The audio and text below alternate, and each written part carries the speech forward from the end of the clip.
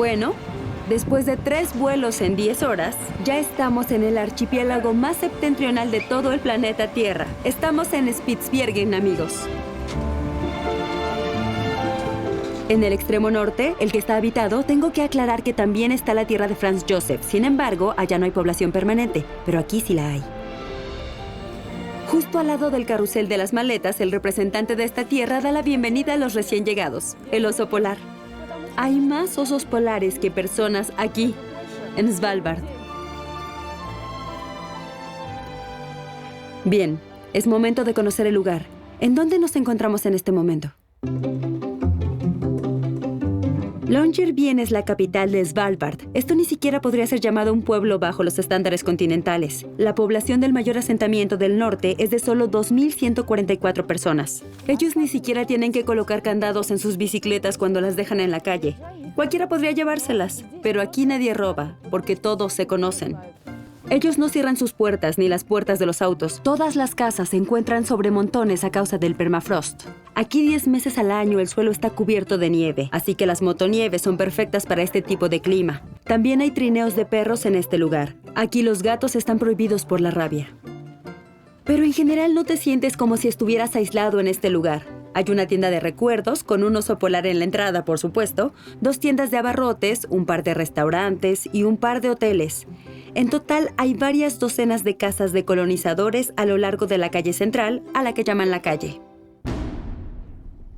Estamos en lo que es la plaza principal de Longyearbyen, donde por supuesto nos encontramos con un monumento al minero. Y es porque fue esta gente la que fundó esta población hace 110 años. Lo único que queda aquí de los mineros es el hábito de quitarse los zapatos cuando se entra a una habitación. En esos tiempos, Longyearbyen se veía de esta manera. En 1906, el estadounidense John Longyear inició la operación de una mina de carbón aquí y después se le vendió la mina a los noruegos. Pero después de un siglo, la extracción de minerales se extinguió porque esta actividad dejó de ser redituable. Hoy en día, solo hay una minera cercana a Longyearbyen que sirve a las necesidades de la gente del poblado. Pero a pesar de la modernidad de este lugar se mantiene por sí solo y en ocasiones con leyes muy extrañas. En Longyearbyen la muerte está prohibida. Las personas pensionadas son enviadas a la parte continental. Todo esto se debe a que cualquier entierro inevitablemente atraería a los osos polares. Este es el único cementerio del poblado. Aquí únicamente yacen los restos de los mejores 35 representantes del pueblo que tuvieron el honor de permanecer aquí en Svalbard. Sin embargo, todas estas personas fueron cremadas pensando en evitar a toda costa atraer a los osos polares.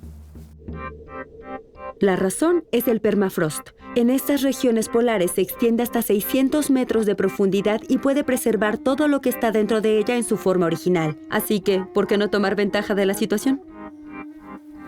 En las profundidades, no en las minas de Siberia, pero en el permafrost de Svalbard, aquí justo debajo de mis pies descansa un verdadero tesoro. Esta es la bóveda de las semillas, algo similar al Arca de Noé, pero para todas las plantas del planeta Tierra en caso de una catástrofe global. Desde esta entrada, el túnel va 120 metros hacia adentro de la montaña, lo que hace que el interior sea muy frío. En este lugar se pueden almacenar eternamente 4,5 millones de futuros brotes de vida. 3 veces al año de todas partes del mundo llega el reabastecimiento a Svalbard. Es entonces que este automóvil se dirige hacia la montaña y es aquí cuando se abren las puertas de este depósito. Las cajas con las semillas son transportadas por el túnel a través de diferentes puertas que son cerradas con 5 llaves diferentes. También hay cámaras de seguridad y sensores de movimiento. Estas paredes pueden soportar cualquier terremoto. En la cámara de almacenamiento, las semillas son catalogadas y después toman su lugar en la estantería. A diferencia de otros bancos, este es uno internacional y, por cierto, es el más resistente. Aquí hay un generador adicional, pero este solo disminuye unos cuantos grados la temperatura. A menos de 18 grados, las semillas pueden ser almacenadas por lo menos varios siglos. Es una paradoja muy graciosa. Generalmente podría parecer que el permafrost dañaría las plantas, pero aquí en Svalbard es lo contrario, las ayuda. Es como un tipo de refrigerador eterno. Pero para la flora que crece en el Ártico, este clima tan severo es todo un desafío. En este lugar, durante el invierno polar, la temperatura difícilmente llega a ser mayor a los 5 grados centígrados, razón por la cual el reino vegetal no es muy diverso. No llega a ser como en el desierto, por supuesto, pero es una tundra baja. Aún así, el clima de la Puerta del Ártico, así es como llaman a Svalbard, de hecho es bastante templado gracias a la corriente del Golfo. Esta corriente cálida del Atlántico alcanza los mares de Barents y Kara, que bañan el archipiélago por ambos lados. Por esa razón, en el invierno la temperatura raramente es menor a los 20 grados, aunque la distancia con el Polo Norte es menor que de Moscú a Ufa, y la temperatura ha llegado a 10 grados. Entonces podemos decir que este es uno de los días más cálidos del año. Tenemos suerte. El trabajo que hace Karl Hansen no tiene una traducción exacta en la aviación rusa. De hecho, él es todo el personal en el aeropuerto civil del extremo norte. Desde confirmar los vuelos a los pasajeros, así como documentarlos. Él ha visto mucho en los 5 años que ha estado aquí trabajando. Este invierno resultó ser el más difícil que haya tenido. Tuvimos una tragedia, una tormenta de nieve extrema, justo en el centro de la ciudad. 7 metros de nieve cayeron aquí durante la noche, y esa noche sufrimos muchas pérdidas. 8 personas quedaron enterradas bajo esta nieve, y no pudimos salvar a 2 de ellas.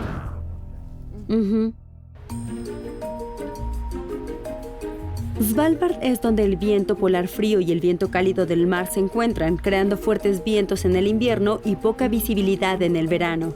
El archipiélago llegó a ser llamado la Isla de la Niebla. Sin embargo, el aeropuerto del extremo norte funciona sin importar las condiciones del clima, con lluvia o con sol. Entonces, ¿qué es lo que hacemos durante el invierno? Calentamos la arena, la mezclamos con el agua y la esparcimos uniformemente por la pista que se encuentra fría. De este modo, esta mezcla forma un revestimiento muy fuerte. Ya no tenemos el hielo suave, sino papel de lija, lo que es muy bueno para la adhesión y disminución de la velocidad de los aviones. Los vuelos a Longyearbyen se asignan a los mejores pilotos. Esto es por la complejidad, porque no cualquiera puede aterrizar en este aeropuerto. Si tú te acercas a tierra desde el oeste, estás volando sobre el mar, y no es tan malo. Pero si el avión viene del este, por aquí, en esta dirección, hay varias montañas. Y esto, por supuesto, no lo hace nada fácil. Por esta razón, el aeropuerto de Longyearbyen está considerado como uno de los más desafiantes del mundo. El 29 de agosto de 1996, una aeronave Tu-154 rusa se impactó contra la montaña Operavgelet a una altitud de 907 metros y a solo 14 kilómetros de distancia del aeropuerto. Había 141 personas a bordo, 130 de ellos eran pasajeros, mineros rusos volando a la comunidad minera rusa con sus familias. Ninguno de ellos sobrevivió. Ellos giraron a la izquierda muy tarde y se impactaron directamente con la cima de la montaña. El aeroplano se hizo pedazos. Fue una tragedia espantosa. Esta es la montaña de la que hablamos. También el día de hoy la cima está escondida entre la neblina. La comisión encontró culpable a la tripulación, pero después de esta catástrofe, Noruega recomendó a los controladores de tráfico aéreo dar a los pilotos información acerca de la temperatura de la bahía. Si esta cambia, el campo geomagnético puede cambiar también y por lo tanto la lectura de la estación de radio que determina la exactitud del acercamiento para el aterrizaje.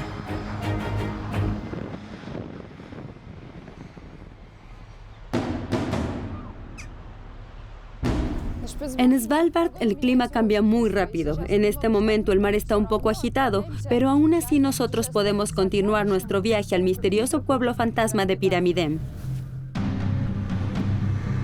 Nos dirigimos hacia el norte, otros 55 kilómetros más cerca del Polo Norte. Desde el barco es fácil entender por qué Barents en su momento llamó a este lugar Spitsbergen, que en danés significa las montañas dentadas. Por cierto, los noruegos llamaron al archipiélago de Svalbard la tierra inhóspita.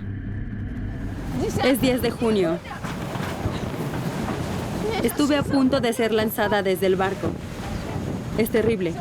Fue suficiente. Ya vámonos. Xenia, es hora de irnos.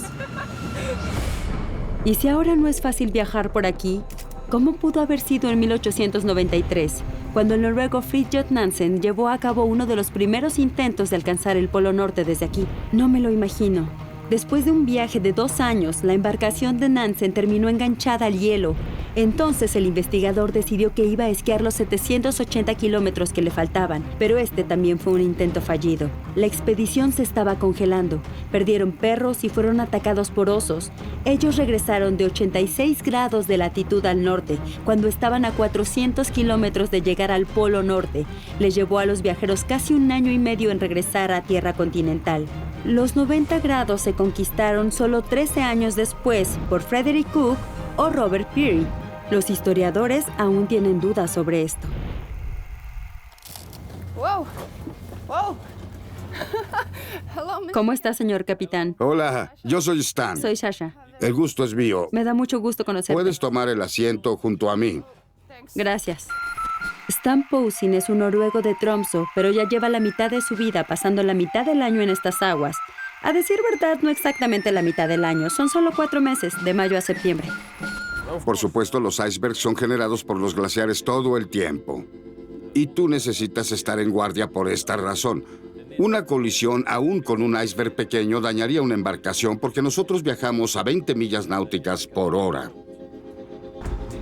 Los sistemas de navegación moderna son una asistencia muy útil, pero el radar solo puede mostrar una gran masa de hielo o un iceberg grande, por lo que los navegadores modernos, así como sus predecesores, todo el tiempo observan el mar vigorosamente. Siempre debes sentarte y observar a tu alrededor cuidadosamente. De hecho, hay 2 de nosotros para mayor seguridad y monitoreamos la situación. El camino hacia estas rocas está cerrado por más tiempo que para otras. Aquí el hielo del mar se derrite hasta junio.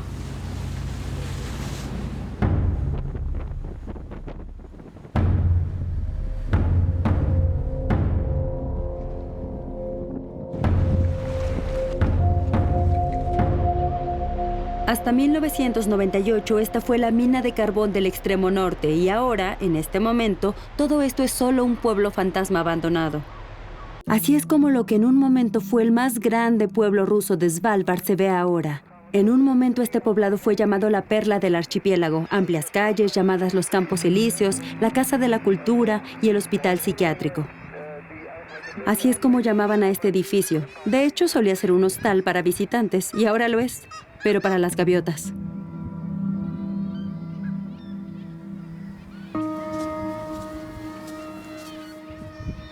Paz al mundo, y carbón, por supuesto. 9 millones de toneladas de fósiles fueron extraídos de las profundidades de la montaña por medio siglo, pero en los años 70 se inició un fuego bajo el suelo que sigue encendido, y en 1996 el vuelo del que te hablé, que venía específicamente aquí, se estrelló. Después de eso, la mina Cibernaya fue cerrada. Pieles abandonadas, instrumentos, algunos trajes, hasta películas. Aparentemente una película soviética. Alguien los vio desde aquí. Partes sueltas de tambores. Qué extraño.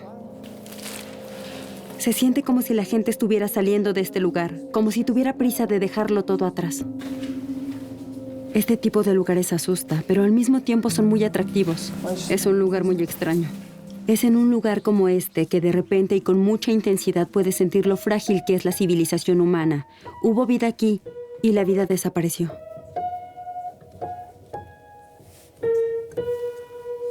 Quizá una pequeña obra se ensayó en esta habitación detrás del salón de actos. Probablemente estaban ensayando cosas serias y de alguna manera proféticas. La balada de Mefistófeles.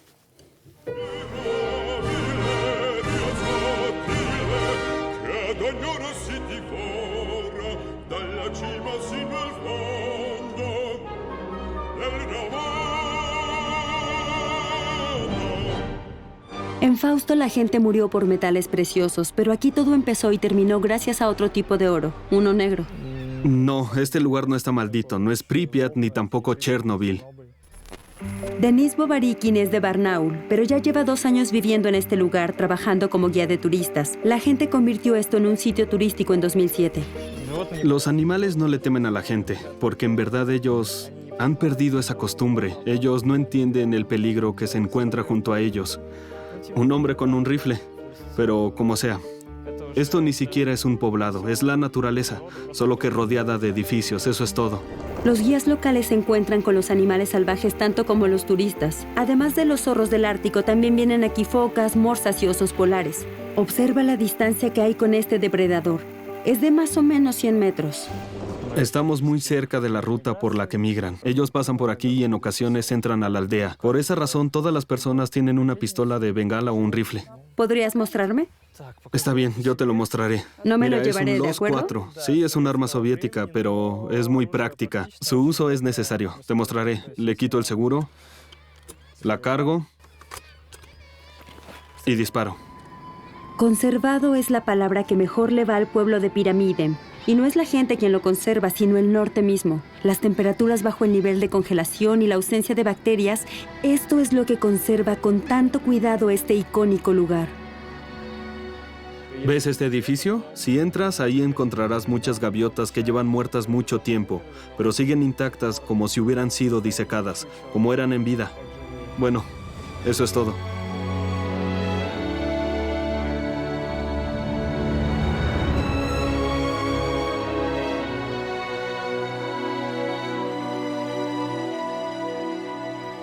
Este extraño lugar está atascado en el pasado, como un barco en el hielo.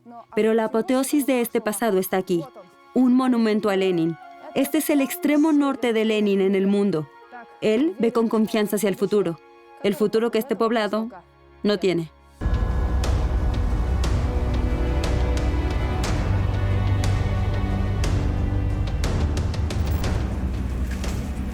Desde Longyearbyen nos dirigimos a 42 millas náuticas hacia el sur, a la aldea rusa de Barentsburg.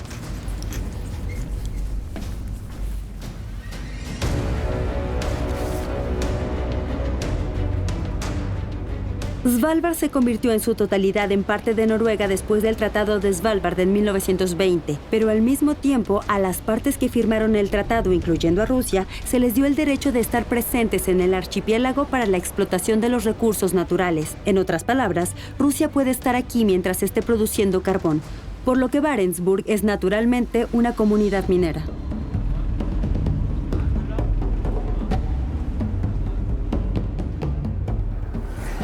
Esta mina fue la última de las 3 de la Unión Soviética. Es la única trabajando. Hay depósitos de carbón en las profundidades de la montaña Olaf.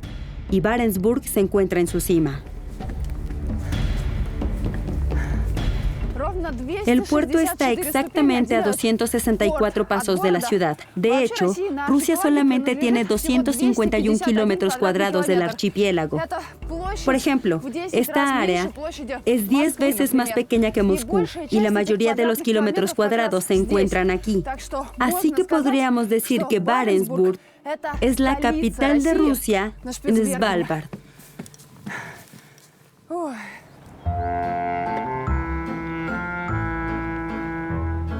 Por supuesto no parece ser una capital, pero en definitiva sí se parece un poco a Rusia. Esta es la calle principal de Barentsburg. ¿Cómo están? Y por fin, me siento como en casa. Caminemos. Aquí está el libramiento.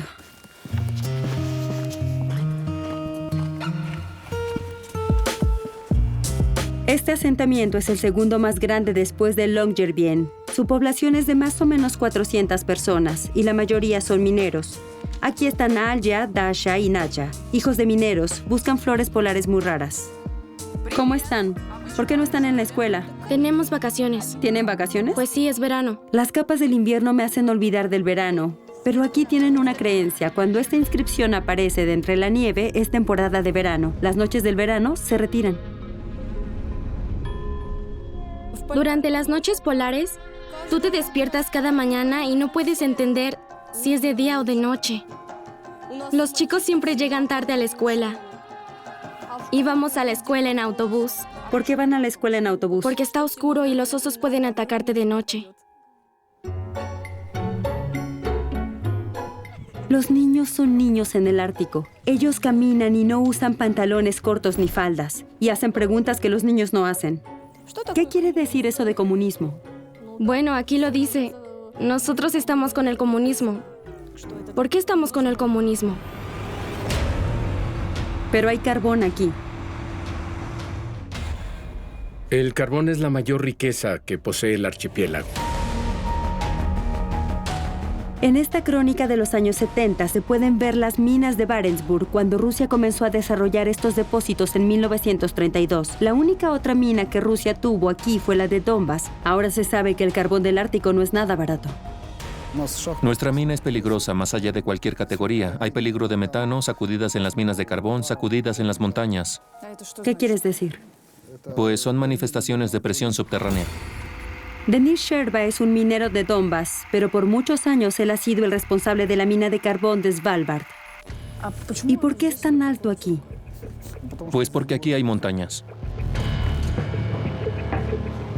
Las rocas locales son muy fuertes, y aunque la extracción se lleva a cabo en sitios poco profundos, aquí está la entrada muy cerca, pero no está permitido. No está permitido.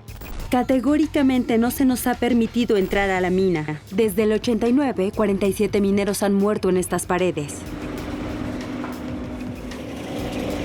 Aquí está, Denis. Es resultado de tu trabajo. ¿Cuántas toneladas hay aquí en este momento? Aproximadamente como 60,000 toneladas. Casi lo que es la producción anual. 120,000 toneladas. La cantidad parece enorme, pero de hecho son 3 10 del porcentaje de la producción total de Rusia. Y la cuarta parte permanece aquí, en Barentsburg, para las necesidades locales. 5 veces al año una embarcación viene a llevarse el resto. Y aquí hay una característica muy interesante. Por la ubicación específica de la mina, ellos no mueven el cinturón de la cargadora, sino la embarcación en sí. Pero esta carga no es muy valiosa. Hay un 4% de sulfuro en el carbón polar, así que no es buena para la carbonización. Eso es como combustible. Y no, ya no queda mucho de este. De acuerdo con los cálculos, solo hasta el 2030. Depende de cómo lo obtengamos. Si no puedes obtener 120,000, puedes obtener menos. Rusia puede permanecer en esta tierra mientras los mineros se encuentren trabajando en este lugar. ¿Qué tal? Hola. ¿Puedo estrechar su mano? Está sucia. Es una mano trabajadora, no importa. Aquí hay minerales reales. Y esto, por supuesto, es una tarea titánica. Estoy muy sucio. Estoy sorprendida. ¿Y ustedes pueden lavar toda esta ceniza negra de su cuerpo? En media hora estaré fresco como lechuga. Por cierto, darse una ducha en Barentsburg era un lujo hasta 1975. Ahí está, la ciudad de Barentsburg, en la parte este del Golfo de Grifjord, claramente visible desde aquí. Hay un solo problema. Han encontrado un depósito de carbón aquí, pero no un suministro de agua fresca. No hay glaciares ni tampoco lagos cercanos. La solución fue encontrada aquí, en el lado oeste. Aquí, a 3,000 kilómetros de la orilla del lago llamado Stema.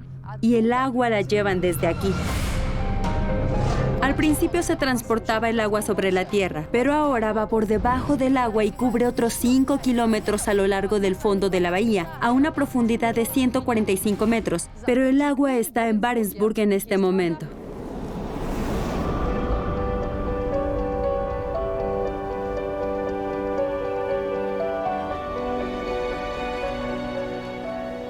Si hay instalaciones de plomería, hay plomeros.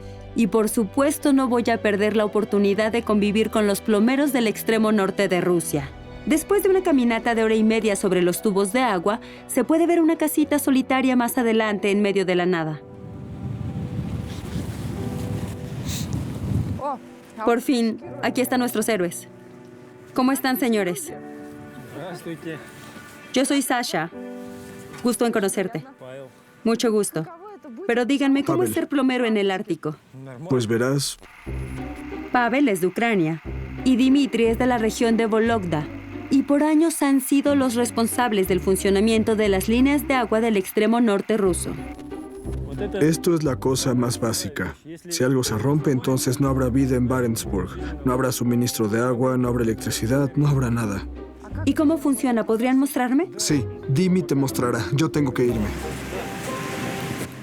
Bueno, vayamos a la estación de bombeo allá en el lago. Por allá. Ahí es donde empieza todo, ¿cierto? Sí. El lago Stema significa el lago que canta en noruego.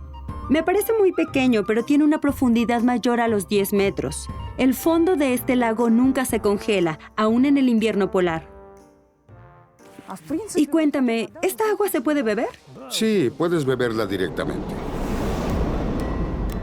Los plomeros revisan la estación de bombeo cada 2 horas.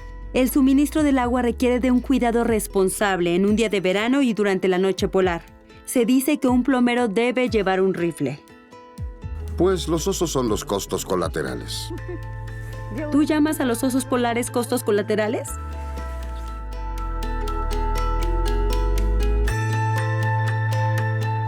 Hay 4 máquinas en la estación de bombeo. Todas ellas pasan de 40 años, por lo que son monitoreadas muy de cerca. Y si algo está mal, se repara, aunque las fallas son raras.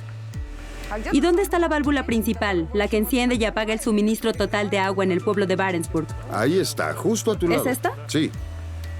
Oye, entonces la vida de las 500 personas que viven aquí en el Ártico depende completamente de esta válvula, ¿cierto? Pues con excepciones, pero sí.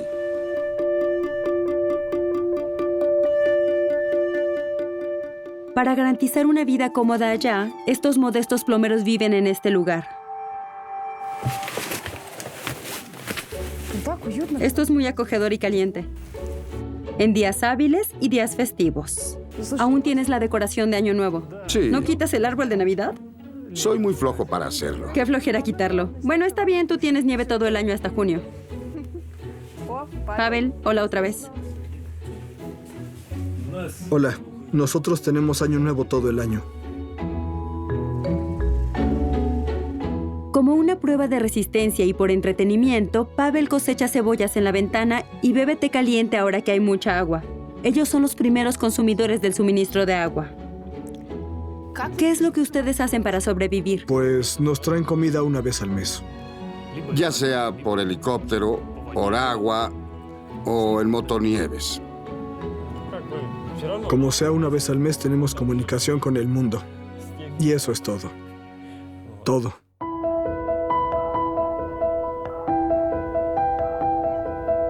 El helicóptero ni siquiera apaga el motor, descarga la comida y se va volando.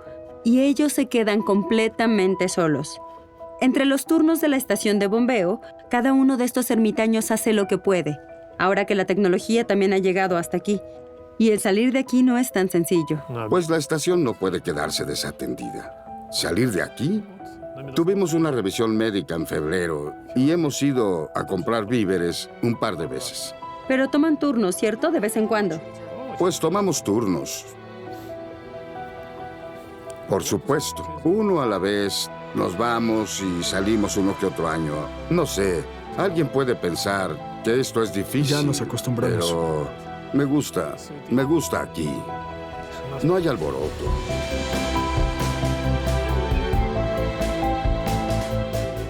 Así es como Pavel y Dimitri viven en la orilla de un frío lago que canta en algún lugar, en medio del hielo.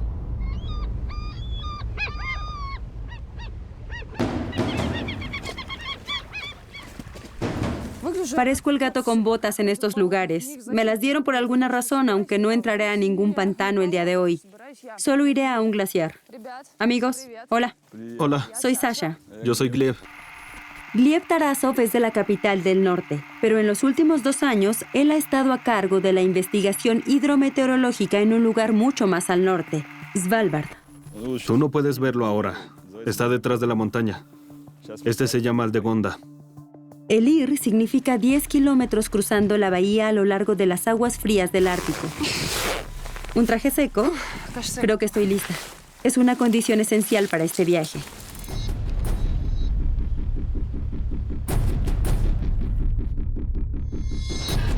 Los empleados del Instituto de Investigación del Ártico y el Antártico, el glaciólogo Gleb y la hidrometeoróloga Olga viven en Svalbard todo el año. Aquí hay una base científica y en temporada, eso es al inicio de la primavera o el otoño, hacen estos viajes a lo largo de la bahía cada semana. Pero en junio ellos no van a los glaciares porque sería peligroso.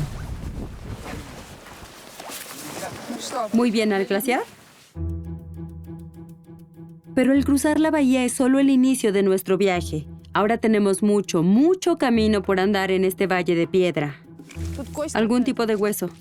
¿Qué es esto? Lo perdí un venado. Esto se ve más como un desierto. Esto es conocido con el nombre de morrena. Solía haber un glaciar aquí. Con el movimiento lento, este corroe la fuente de rocas de su sustrato para crear una morrena. ¿Quieres decir que las muele? Esta montaña convierte las rocas en piedritas. Allá puedes ver las mismas piedras, solo que en esa forma. ¿Ya viste? Estos peñascos de 600 metros, así es como los glaciares han hecho su camino. Este los rompió y después se retractó. El glaciar solía descender hacia el mar. Hace algún tiempo, todo esto era un solo glaciar.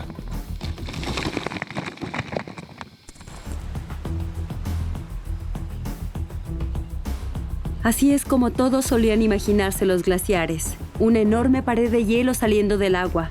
Este es el glaciar Nordenskjöld y este otro es llamado Esmark. Este glaciar de aquí es uno de los más grandes. Tiene 1 kilómetro de longitud, 12 kilómetros de ancho y 70 metros de alto del hielo más limpio. Este pedazo, por cierto, puede tener más de 10.000 años de edad. ¿Puedes imaginarlo? Y por supuesto, hay siglos de viejas tradiciones, como beber té helado con hielo del iceberg. Este té es delicioso. Esta atracción turística es en realidad un ritual triste. Después de todo, todos estos glaciares se han dividido de un solo glaciar.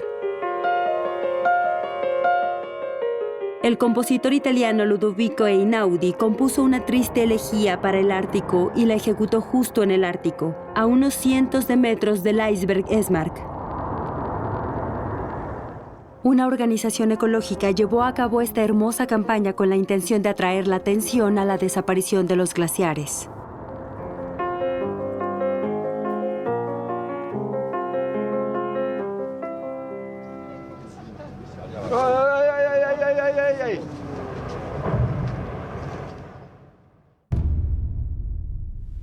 El glaciar Aldegonda, nuestro punto de destino, siempre ha sido pequeño, pero se ha disminuido catastróficamente. Este es un glaciar degradado. ¿Degradado? ¿Qué significa eso? Significa que está muriendo. Eso es todo. Un día este va a desaparecer. Desde los años 80 se perdió casi a 1 milla de distancia.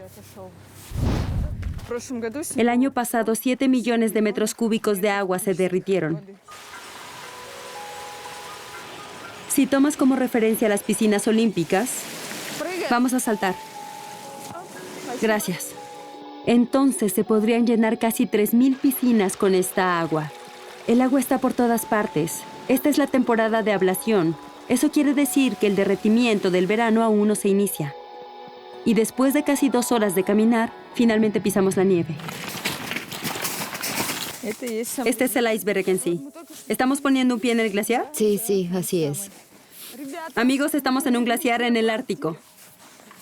Esta parte del glaciar se llama la lengua, porque si ves una fotografía que haya sido tomada desde el espacio, puedes ver cómo tiene la forma de una lengua. Cada año el tamaño de la lengua se reduce por lo menos 30 centímetros. Es por eso que los científicos han instalado un desnivel de 6 metros en este lugar. Medimos 32 centímetros y medio. El año pasado terminamos la medición en 38. La matemática es simple. Ahora aquí hay 5 centímetros y medio de hielo superpuesto. El hielo superpuesto es la capa de la superficie del glaciar. Nieve caída en invierno que se convirtió en hielo. Si hay más centímetros aquí ahora de los que había antes, ¿por qué dices que el glaciar se está derritiendo y en principio que se está muriendo? Si podemos ver cómo crece. Todo se derretirá en el verano. Mira, en este momento que es verano, los chicos vinieron de allá y dijeron que no había nieve ni siquiera en Es ese difícil lugar. encontrar al glaciólogo Iván Lavrentiev en su natal Moscú. Él pasa la mayor parte de su vida en el Círculo Ártico y él ha visitado regularmente Svalbard en los últimos 16 años. ¿Eres tú? Sí, soy yo. En estas tomas del archivo personal pueden verse los glaciares en el invierno y cómo son en verdad los estudios de los glaciares. Aquí los científicos están perforando un pozo para un termoset, una varilla larga con sensores de temperatura. Los glaciares de Svalbard resultaron ser politérmicos, esto quiere decir de doble capa. Cerca de 150 metros de hielo, del cual de los 25 a 30 metros superiores son polares. Después hay hielo temperado. En general, los estudios muestran que los glaciares son más dinámicos y menos resistentes al cambio climático. Este es otro estudio. Un trineo con un localizador es atado a motonieves. De este modo, los científicos han hecho perfiles de 500 metros con intervalos de 200 metros y con la ayuda de un radar sonoro, recientemente han podido obtener el grosor de todo el hielo de Svalbard y la cantidad de agua fresca en este archipiélago. Ojalá nunca suceda, pero al parecer es el camino en que van las cosas. ¿Qué pasaría si todo el hielo en Svalbard se derritiera? Mira, yo puedo darte más o menos una idea. Aquí hay como 3 centímetros de agua. El nivel de los océanos del mundo puede aumentar ese tanto. Pero si tú imaginas toda esa cantidad esparcida sobre el área de los océanos de todo el mundo, entonces sería demasiado. Y no solo los glaciares se derriten. El estrecho de Grifjord solía congelarse en el invierno, pero ahora es justo así como el estrecho se ve todo el año. De acuerdo con los científicos, la temperatura del Ártico está aumentando de manera constante, y desde los años 70 la temperatura ya ha aumentado un promedio de 3 grados. Tanto para un glaciar como para el hielo del mar es demasiado.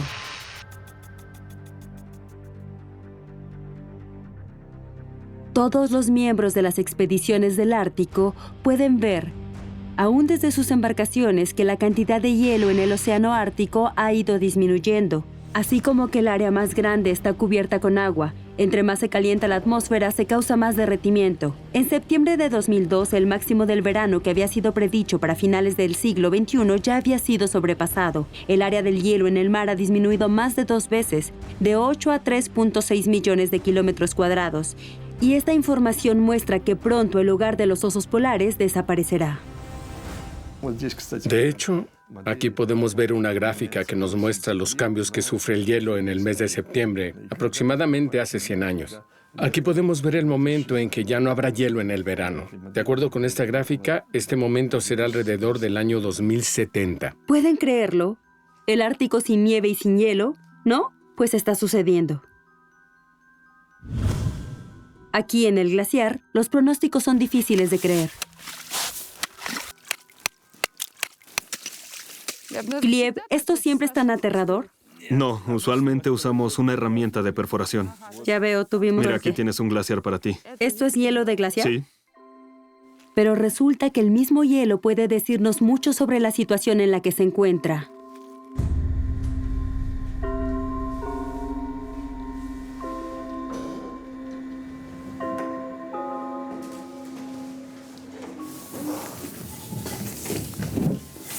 ¿Alexei? ¿Cómo estás? Hola, hace mucho frío. ¿Aquí es el lugar donde trabajas? Claro, el frío es muy bueno para el hielo. Alexei Ekaikin está muy acostumbrado al clima frío. Él no solo frecuenta el círculo polar, sino también el otro polo, el polo sur. Este hielo es del centro de la Antártida. Es la una Antártida? muestra, es el resultado de las perforaciones de un glaciar.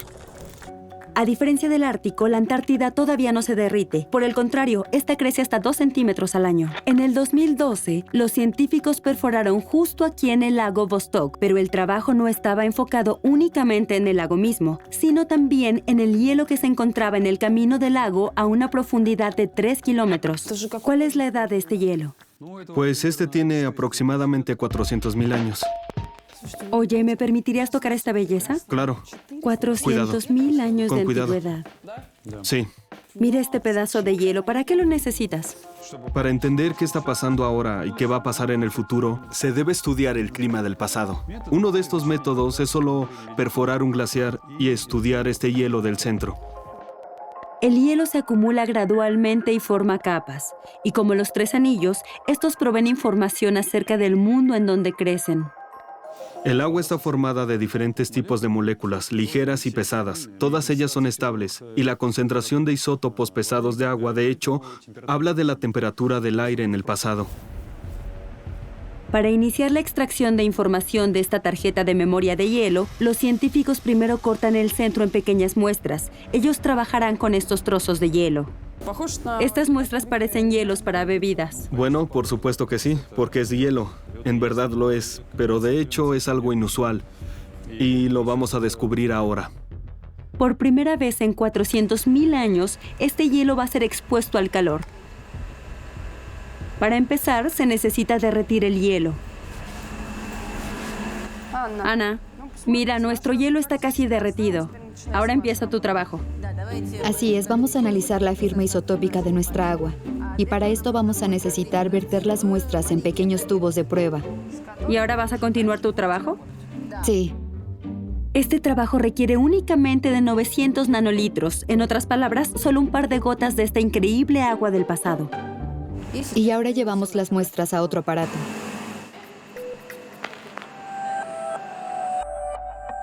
Este aparato, un analizador de firmas isotópicas del agua, toma muestras y después evapora el agua. Después usa un láser para analizar qué tipo de moléculas se encontraban adentro.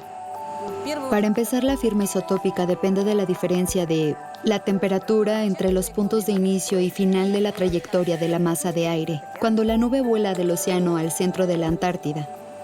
Y cuanto menor es la temperatura, es decir, cuanto mayor es esta diferencia, más rápido caen las moléculas pesadas de la nube. La cantidad de deuterio, el pesado isótopo de hidrógeno, aumenta con el calentamiento en la precipitación. De esta manera podemos conocer la edad del hielo original y los científicos pueden saber la temperatura de entonces. Aquí vemos la concentración de deuterio comparada con el agua del mar y aquí del oxígeno 18. Este hielo se formó durante un periodo frío y si lo comparamos con otra muestra que corresponde a un periodo cálido, que sería 350.000 años, entonces veremos la diferencia en la composición isotópica de ambos, el deuterio y el oxígeno 18. Y esta diferencia de varias docenas de ppm en deuterio corresponde a varios grados Celsius de diferencia en la temperatura. Así es como se ennoblecieron los periodos de tiempo exactos de los ciclos del clima del planeta en este laboratorio.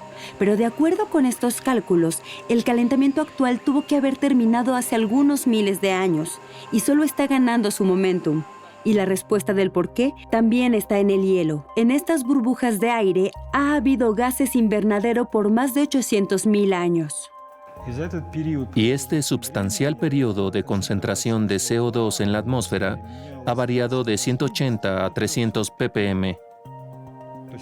Eso es, para ser preciso, que han ocurrido cambios en la concentración de gases invernadero dentro de estos límites. Y en los últimos 100 años, esta concentración ha aumentado a 380 ppm. Si no me equivoco, eso fue en el 2005, pero ahora es de más de 400 ppm.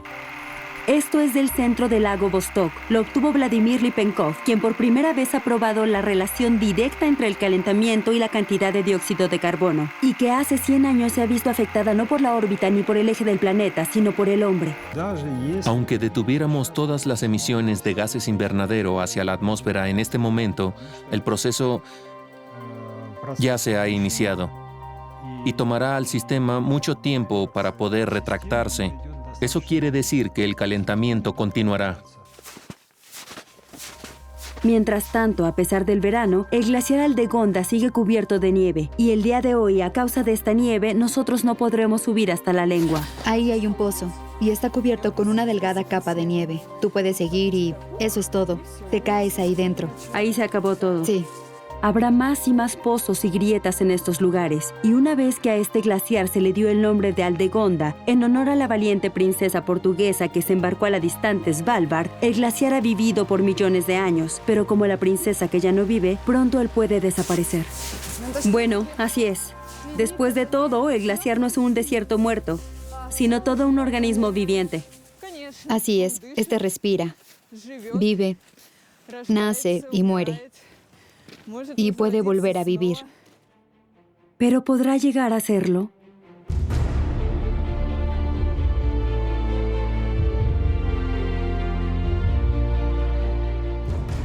El Ártico es un lugar muy extraño. Yo no me contagié con él, pero definitivamente ha dejado una fuerte impresión en mí. Te sientes como si fueras un turista aquí, de más de una manera. Primero, hay muchos turistas aquí. 140.000 personas vienen aquí cada año, porque es mucho más fácil llegar hasta aquí. Pero segundo, porque esta tierra te muestra por sí misma que es imposible vivir aquí permanentemente. No hay lugar para el hombre en medio del hielo. Aquí te sientes pequeño e insignificante como en ningún otro lugar. El paisaje no ha cambiado por millones de años, pero lo más trágico es que puede cambiar y quedar irreconocible en las próximas 5 décadas, porque en el siglo XXI no es el hielo el hostil, sino el hombre.